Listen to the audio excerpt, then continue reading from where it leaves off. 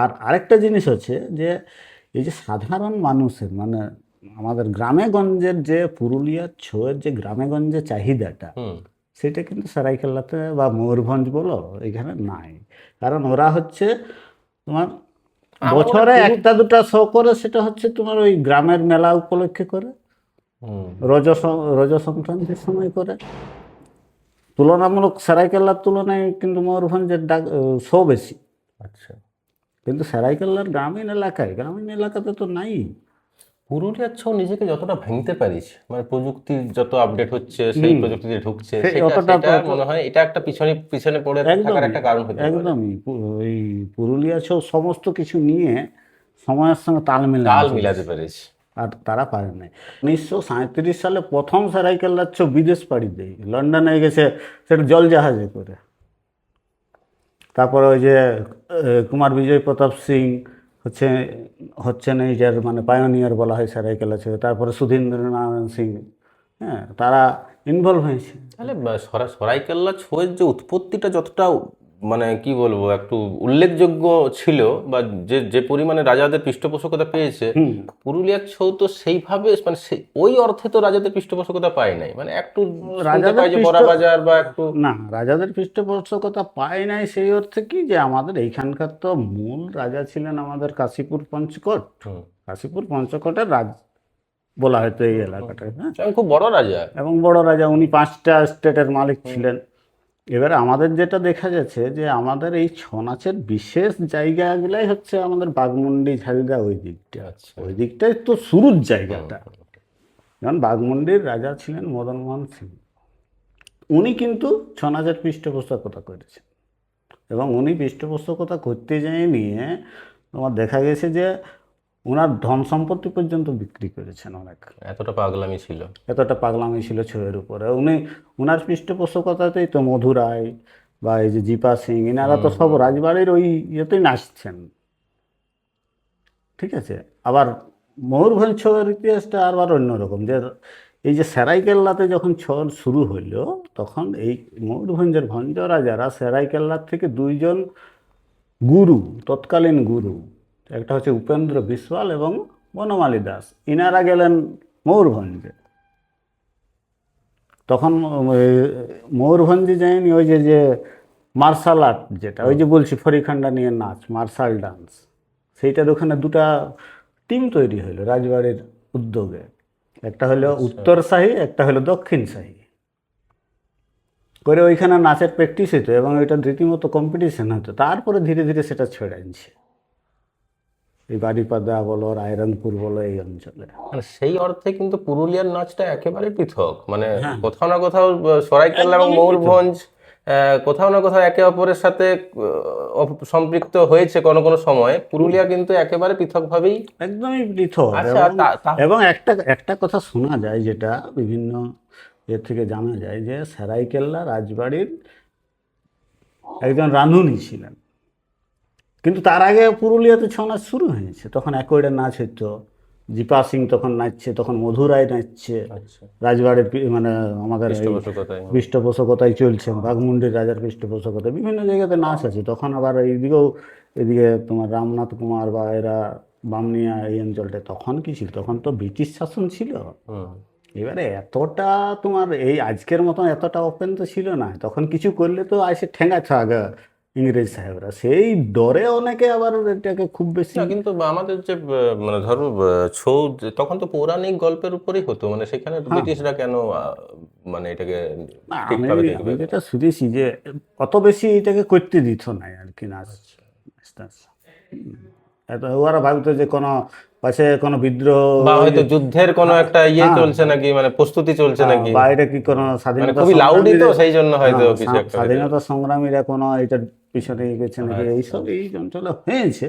কিন্তু সেটা ওইগুলো অতটা তো এই নয়। আমি মানে এটা বীণাধর কুমার বা তাদের থেকে শুনেছিলাম যে এইটা স্বাধীনতার পরেই বেশি, মানে ভারত স্বাধীন হইলো তারপরেই বেশি করে ছৌ নাচটা জনসমক্ষে আসতে শুরু হলো। জনসমক্ষে তো তখন অনেক কিছু করাই নিষিদ্ধ ছিল না। এবারে রাজাদের সাথে যেহেতু একটা সম্পর্ক ছিল বাঘমুন্ডির বা ইয়ের, ইংরেজদের। তখন তো রাজাদের সাথে ব্রিটিশ আমলের একটা থাকতোই যোগাযোগ, ফলে তারা ওইটাকে নিজেদের মনোরঞ্জন হিসাবে করতে বলে নিয়ে সেরকম ভাবে কোনো মানে কিছু সেই হয়তো বিশ্বাসটা বা ধারণাটা দিতে পেরেছিল যে হ্যাঁ, এটা এটা লয়, এটা এটা আপনাদের আমাদের বিরুদ্ধের কিছু সংস্কৃতি। নয়। আচ্ছা হ্যাঁ, সেই কারণে অনেক ছিল, কিন্তু এতটা ছিল না। আচ্ছা। আচ্ছা, এই বর্তমান সময়ে এই যে ও, ত্রিধারা আর ছৌ, আরেকটা কথা বললি, তো এইটা যেরকম দেখছি, তো ওই যে যেটা বলছিলাম যে আমি বিভিন্ন লোকের কাছ থেকে শুনেছি, আমাদের এই ভগবান দাস কুমারও একটা ইন্টারভিউতেও বলেছে যে সেরাইকেল্লা রাজবাড়ির একজন রাঁধুনি ছিল, সেটা ছিল আমাদের পুরুলিয়ার, মানে আমাদের এই যে জয়পুর আছে, জয়পুরের বড়ামের বনমালী ব্যানার্জি।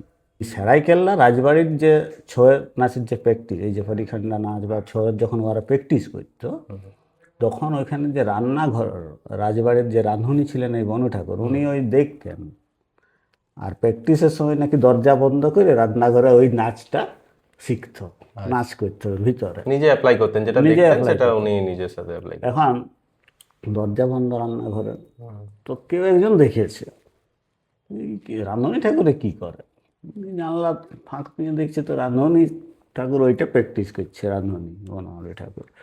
তখন নাকি ওইটা রাজার কানে যায় এবং রাজার যথারীতি ডাকে, ডেকে বলছে ঠাকুর আপনি আমাদের নাচটা শিখছেন, কি ব্যাপার? হুম, এই তো ভয়ে ওইখান থেকে চলে আসে আচ্ছা বোড়ামে। আসার পরে উনি নিজের মতন নাচ, গ্রামের তখন যে ছৌ নাচের দল ছিল তাদেরকে নিয়ে উনি নাচ শিখছে, নাচটা করছেন, মানে তখন তো ওই একক একক নাচ, একইটা নাচ। তো ওখানে আবার শিখে নিয়ে ইনি 3-4 জনকে, মানে একাধিক লোককে আইনে নিয়ে একটা কম্পোজিশন তৈরি করলেন এবং নাচটা শুরু করলেন।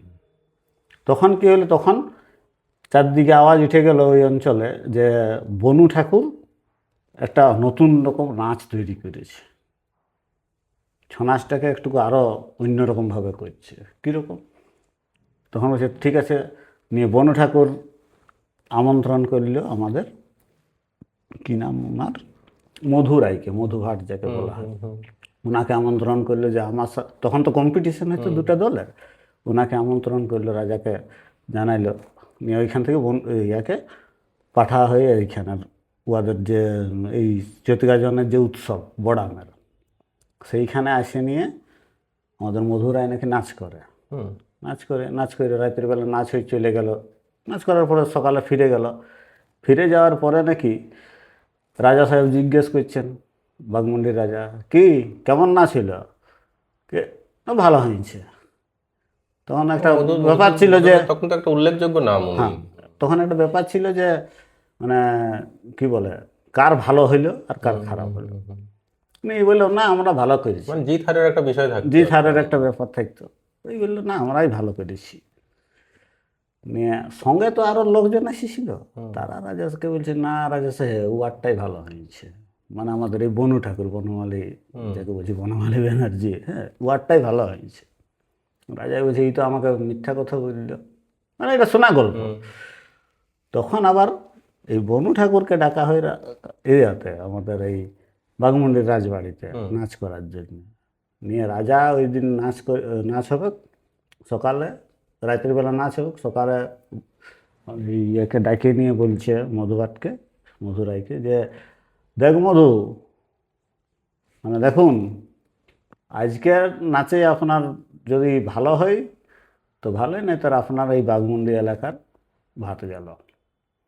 এবং রাতের বেলা নাকি নাচ হয় এবং সেই নাচটা মধু রায়ের চেয়ে বনমালী ঠাকুর ভালো করে। আচ্ছা, তখন ওনাকে ওইখান থেকেই ওই রাইতেই নাকি, আমাদের এটা শোনা গল্প যে রাইতেই নাকি ওই মধুভাট বা মধুরাই চলে আসে ডুমুরডি, জয়পুরের যে ডুমুরডি, এবং সেইখানে এখনও ওনার পরিবার এইখানেই থাকেন। ওই রাজার রাজরসে পড়ে নিয়ে উনি ওইখান থেকে বাঘমুন্ডি ছেড়ে চলে আসেন এইখানে। আচ্ছা, তাহলে কি মানে মানে সব দিক দিয়েই তো মানে কথাতে উঠে আসছে যে সরাইকেল্লার যে ছৌ সেটাই সব মানে বাকি দুটো ধারাকে কোথাও না কোথাও প্রভাবিত করতে পেরেছে। একদম করতে তো পারে সেইটা, মানে আমি কাজ করেও বুঝতে পারছি বা ওইদিকেও শুনতেও পাচ্ছি যে সারাইকেল্লা ছৌ, যেটা আদি বলা হয় যে ছৌ হচ্ছে মাদার অফ, দেখবে সারাইকেল্লা ঢুকতে লেখা থাকে মাদার অফ ল্যান্ড, মানে ছৌ, ছৌ ভূমিতে প্রবেশ করছি, এবং ওইখানে প্রসিদ্ধ আছে যে সারাইকেল্লার ছৌ আর সারাইকেল্লার লাড্ডু, ওখানে একটা লাড্ডুও পাওয়া যায় ভালো। এই বর্তমান সময় সারাইকেল্লার ছৌ পুরুলিয়ার ছৌয়ের থেকে কতটা এগিয়ে না পিছিয়ে? অনেক পিছনে। কারণ হচ্ছে যে মানে সারাইকেল্লা ছৌ হয়ে গেছে একটা ভিতরে চলে গেছে, মানে বক্সে এবং প্রচন্ড ক্লাসিক্যাল, তো মানে আমার প্রচন্ড মনে হয় ক্লাসিক্যাল, সবাই জনসমক্ষে এটাকে গ্রহণ করছে না। আমাদের সবাই শিখতেও তো পারবে না, এটা তো জটিল একটা জটিল আমার বিষয়, জটিল।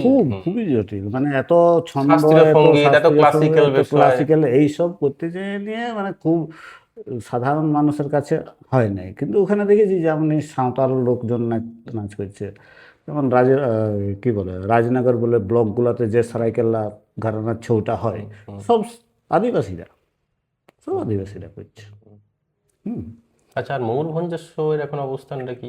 ময়ূরভঞ্জ মোটামুটি জায়গাতে আছে, মানে যদিও পুরুলিয়ার কাছে পাল্লাতে মানে প্রোগ্রাম বা যাই বলো তাতে পাচ্ছে নাই, কিন্তু ওদের ডাক আছে। এবং ময়ূরভঞ্জ নিজের মার্শাল আর্টটাকেও ধরে রেখেছে। আবার ওই ওদের যেরকম বিভিন্ন রকমের পালা আছে, প্রাকৃতিক আছে, সামাজিক আছে, কাব্যিক আছে, কল্পনা করা পালা।